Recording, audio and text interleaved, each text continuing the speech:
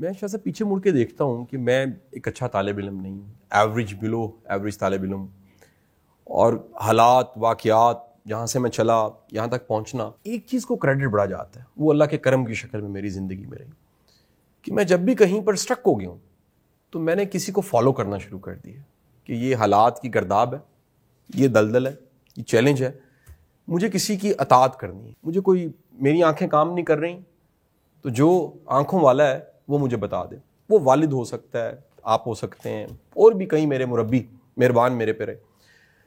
ایک average below average student اللہ کے کرم سے الحمدللہ میرے پاس شکر کے احساس ہے، مالک کی عطا بے شمار ہے۔ شاید سب بڑے بڑے قابل لوگ میں نے دیکھے ہیں، ان کی قابلیت، ان کی ذہانت، ان کا آئی کیو، ان کی ڈگریز، ان کا پروفائل وہ کئی صفات پہ مشتمل ہوتا ہے، لیکن وہ فالو نہیں کر سکتے۔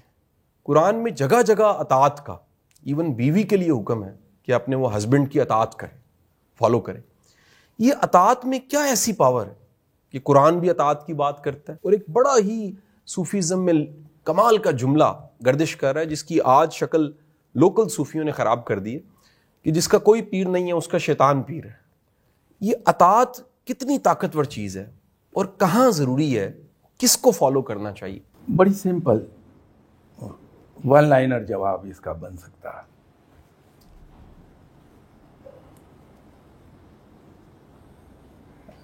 اگر ایک آدمی آپ سے یہ کہتا ہے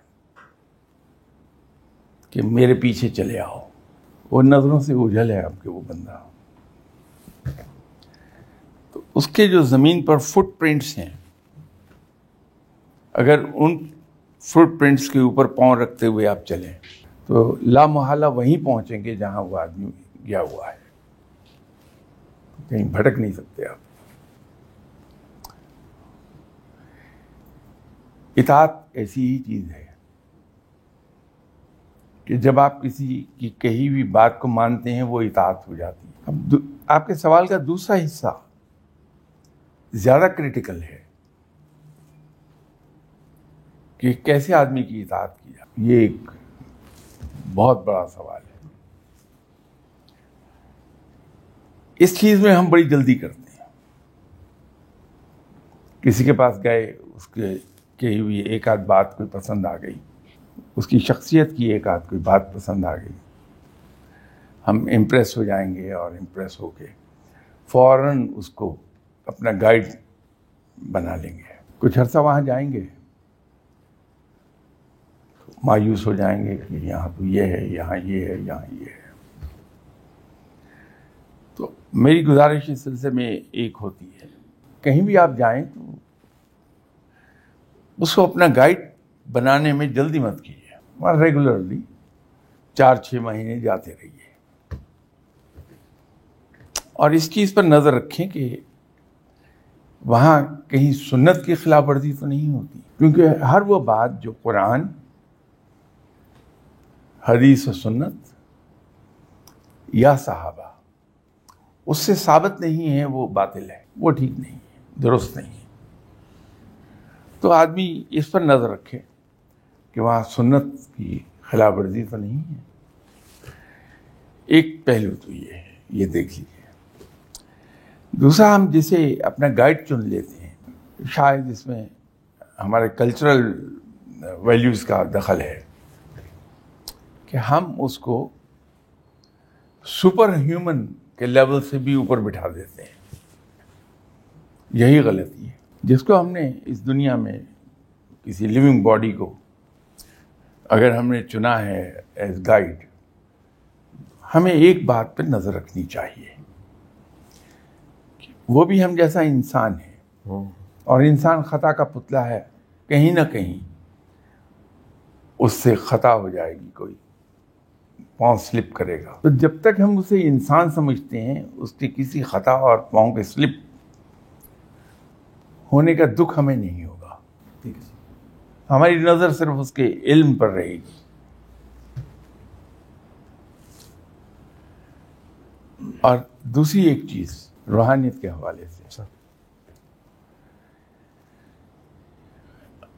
I don't know یہ کہاں سے شروع ہوا، کیسے شروع ہوا، ابتدا اس کی کہاں وہ مجھے نہیں معلوم، لیکن ہو یہ گیا ہے کہ جس کو ہم اپنا استاد مان لیتے ہیں، عرف عام میں مرشد کہیں گے، اس کو ہم معلوم نہیں کیا بنا دیتے ہیں کہ صاحب میرے ہر بگڑا ہوا کام وہ سنوار دے گا، اللہ معاف فرمائے، نعوذ باللہ۔ یہ تو کام صرف رب کر سکتا ہے۔ وہ یہاں بیٹھا ہوا کئی ہزار میل دور نظر رکھتا ہے اپنے مریدین پہ، ممکن نہیں ہے۔ جب اس میں کہیں فیلئر آتا ہے، میں نے دعا کرائی اپنے مرشد صاحب سے، ظاہر ہے میرے جیسے انسان ہیں، اللہ کے محتاج ہیں، رب تعالیٰ اپنی مرضی کا مالک ہے، اس کو کوئی مجبور نہیں کر سکتا، وہ چاہے کسی کی دعا قبول کرے چاہے رد کر دے، پھر وہ اس پوری کائنات کو چلا رہا ہے۔ اور یہ پوری کائنات جو ہے یہ ایک بڑے ڈیلیکیٹ بیلنس پر قائم ہے۔ عام طور پر آپ اگر ذرا گہری نظر سے دیکھیں گے، ایک کی موت دوسرے کی زندگی ہے، چوہے کی موت ہے، سانپ کی زندگی ہے وہ، تو ایک کی موت دوسرے کی زندگی ہے، ایک کا زوال دوسرے کا عروج ہے۔ یہ رب تعالیٰ نے چیزیں آرکیسٹرائز کی ہوئی ہیں، جسے اپنے وقت مقررہ پر از خود ہو جانا ہے۔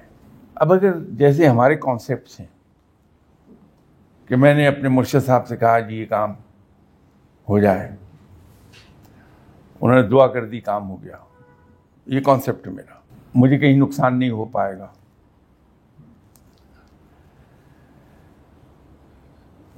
رب تعالیٰ نے تو کائنات پوری چلانی ہے۔ میری تو ایک خواہش ہے کہ میرے پاس سبھی کچھ اچھا ہو، میری زندگی میں صرف خوشیاں ہی خوشیاں ہوں، کہیں گرم ہوا کا کوئی جھونکا مجھے نہ آئے۔ یہ غیر فطری خواہش ہے۔ رب تعالیٰ نے تو جوڑے پیدا کیے ہیں ہر چیز کے، خوشی ہے تو غم بھی ہے، خوشحالی ہے تو تنگ دستی بھی ہے، بیماری ہے تو تندرستی بھی ہے، مصیبت ہے تو راحت ہے۔ یہ کمبینیشن ہے، اور زندگی انہی کا مجموعہ ہے۔ قرآن نے کہا کہ ہم لوگوں کے درمیان دنوں کو پھیرتے رہتے ہیں، اچھا اور برا وقت آتا رہتا ہے، لین پیچز آتے ہیں زندگی میں۔